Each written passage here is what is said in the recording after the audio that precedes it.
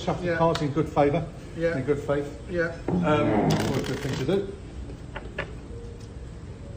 Yeah, it's a proper pack of cards. Yeah. I'm happy with that. You're happy with that? Excellent, excellent. Sandra, would you like to shuffle the cards for me? Yeah, Have a go at that. Make sure they're all fairly shuffled, and that what I'm going to do in a moment is going to be entirely fair. I haven't done this. They are slippery. Sorry. That's all right. Can I do it differently? You can do it which way however you you like. like. As long as you That's know that how you're my happy. daughter does it. She breaks all the cards. It kills me, but that's fine. No, kindly, gently. There we are. Fabulous. Thank you very much indeed, Sandra. That was excellent. You couldn't have done it better than me, I'll tell you what. You've done it much better than me, I think. Okay. Matt, I'm going to ask you to do me a favour. I'm just going to ask you to call stop and I'll go through the cards. Stop. Could you just have a look at that Yep. card? Yep. Have a look at that card? Yeah, we're all happy with All that right, card. you're all happy with that card? Okay, so what we're going to try and do is locate your card, and I'm going to try and make it jump straight to the top of the deck. Just like that. And if I just turn the top card over, we'll see that it's the six of hearts, six of diamonds. Not the six of diamonds. No? You sure? Okay, if I just give a little rub, it becomes the ten of clubs. Is that your card? Well, this is the strangest thing of all, because if I repeat that, you're going to laugh when I do this, but seriously, when I do that, I take the card and put your card back into the deck, riffle the cards, your card jumps straight back to the top of the deck.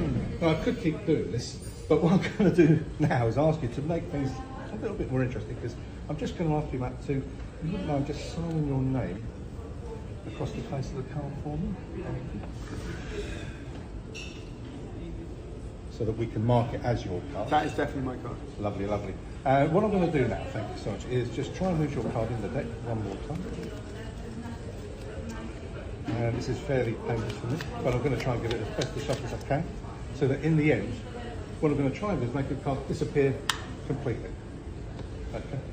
And in fact, I can prove that it's disappeared completely, because what I'm going to get you to do, Matt, is have a look through the cards. I'm going to reach into a remote location that I found for myself, which is what my wife does most, which is my wallet. Terrible jokes, they get better, or worse, depending on what way you look at it. There's no ten of clubs. No ten of clubs. Okay, so here we go. Here's the thing. If I open up my wallet, we do have 10 a signed ten of clubs. Your card was the ambitious card. And that's for you to keep, mate. It's not that. Thank you very much.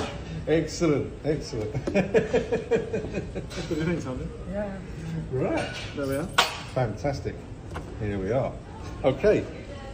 So with that said, what I would normally do, and it's very difficult, and I do appreciate the fact that you've hopped on and stayed to do this for me today, brilliant, is to move along. And I would normally do this as part of a closing routine, if you like. And it's a trick that I love. It's what I call lovingly the single cup version of the famous cups and balls. Some people say it takes more than one ball to do this trick. I say it takes lots of balls to do this trick. Terrible joke. But in our case, you can see that in the case of what we call lovingly the chopped cup, originated from the cups and balls around about 3000 BC. King Cheops of it's inscribed on the walls of the tomb that I actually saw personally when I was in Egypt back in the 90s. One of the oldest tricks known inscribed that's performed in the courts. And they used little bits of cork in those days we're not sure if it was a kind of metal or a kind of porcelain that was used as three cups on the table, but they would look in similar shape and size to something resembling the one I've got here in front of me here. You can check that for me, Matt, make sure there's no trapdoors, no little men inside. It's a proper cup. It's empty. Fine. It's definitely empty. Yep. Okay, and I also I use one of these. It's a ball, a cup and a ball. It's one cup and one ball, as I say. People say it does take more than one ball to do the trick. But either way, what's going to happen is it's a little bit of fun, really. It's a sort of low-key version of the cups and balls, because here what we're going to do is take the ball and I'm going to place it in my pocket. You've got to try and decide whether or not it's actually under the cup or in my pocket. So if I place the ball in my pocket, you've got to decide whether or not it's under the cup, Matt? Is it I under think the cup? I think it's in your pocket. If it was in my pocket, it could possibly be under the cup, could it? Look, we'll try that one more time. I'm just going to take the ball. I'm going to place that in my pocket. Now, where's the ball? I think it's in your pocket. It's in my pocket. If it was in my pocket, it wouldn't possibly be under the cup. We'll do that one more time. Okay, Sergeant. I'm going to take the ball. I'm going to place it in my pocket. Where is it? In your pocket? In my pocket. Are you sure? Yeah. Okay. Well, we're going to try this until I do it again. It's under the cup. So we'll do this one more time. Now I'm going to pause here at this point and show you just exactly how that works. Seriously, I'm going to break all the traditional rules of magic and show you how that first part works. It's called a transposition effect. Okay. What happens is, when you don't see it, there is actually a secret little trap door in the bottom of the cup. Then what happens is, if I just put my fist with the ball on top over the base of the cup, and lift my cup and the base of the cup together, it just drops through. And that's what happens when I drop the cup, or the ball in this case on the floor. But either way, it lands through the cup and ends up on the floor. But I'm going to place this ball once more in my pocket. And Sergeant, where is the ball? Is it in my Your pocket? pocket? Yeah, It's in my that's pocket. right. It's in my pocket. It wouldn't possibly be under the cup, would it? But it was in fact under the cup. So here's the other part of the trick. I'm going to pause again, Yeah. because I can see you're all liking this very much. Yeah. Is I'm going to use my famous friend here, as most magicians have, or they used to have in the days of the conical hats and the large robes, a magic wand. There we go. But I'm actually going to use what they call a vanish as well for this particular piece. Now, this I would normally start, if I was doing this, I'd have it in my pocket and I'd say, here's the ball. I'm going to take the ball, I'm going to take my wand, I'm going to tap 3 times, and 2 things happen. One is I get very sore fingers.